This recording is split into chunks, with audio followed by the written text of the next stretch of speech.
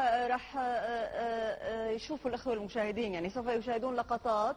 هذه اللقطات يعني وضع عليها تعليق أنها مظاهرات احتجاجية، وكانت هذه يعني مسيرات تأييد لفرح في عرس الوطن كما قال أحد الأخوة المتصلين، وفي ولاء للقائد. يعني هذه المشاهد التي سوف تأتي لاحقا استخدمتها بعض المحطات الفضائية على أنها مظاهرات احتجاجية.